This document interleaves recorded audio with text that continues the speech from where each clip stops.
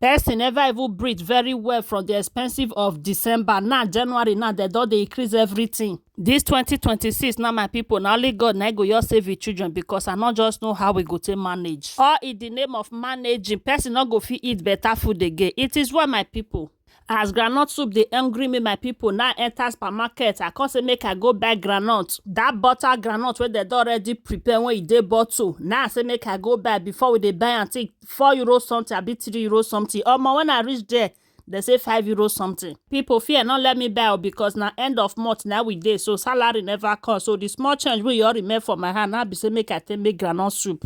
Now I come out to I can't say make I go buy small meat. My people, as I reach there, the kilo of meat they don't increase that. I not buy. Now I go back to supermarket again, my people. Now see that groundnut where they don't already do. Come where you go fit eat guguru or even use and take drink gari. This one that they see for years. So my people now suffer buy and €1 something. I add and one this one pepper this pepper. If I tell you now the way it take the hot thing, Jesus. Now I add and one onions, and I can't add and this red bell pepper a bit attaché. I blend everything together. For me to buy meat of €20 when you not go come out for inside pots, and when I want to make this groundnut soup, my people now see that chicken and buy that chicken €3 something all together. Now I spend €5 for this food one and they see for years. So because this oil one and they see now I don't already forget them for house you get. Now add on my oil, can't turn everything together, cover and make everything for marry themselves. As they say for years, so our groundnut now I don't already go blend and I be this one, so then we come pour everything together, turn am, make them for marry themselves again. You get anyhow when they say they want to do this year, we go survive am in Jesus name. Because tell me why I go buy that bottle of groundnut for €5 something. What would they buy before €3 something? Imagine if I buy that one now with meat, now come make and not be as this groundnut soup one they see for years, so not be so it go still be. I be any of that difference dey.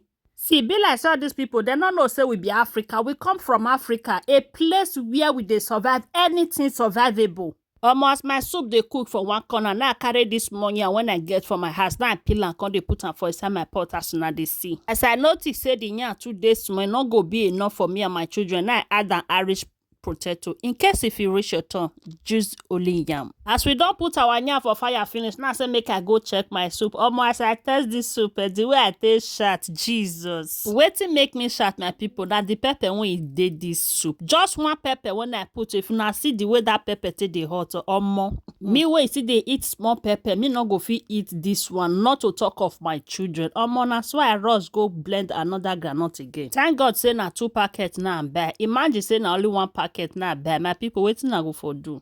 If you know say you don't watch this video reach it means say you dey enjoy them, but you know what follow, you know what like I jokilo the what's going on, what's happening, what's no. Oh yeah, now help a sister, help a mother as you do. May God highly bless you. To my returning followers, I say may God bless you all as not the support una girl. Thank you guys for watching and see you all in my next video. Una bye for now, and please remember to share to your loved ones. What do you think about this soup? Will you be giving this a try? If yes, please let me know on the comment section. Thank you guys.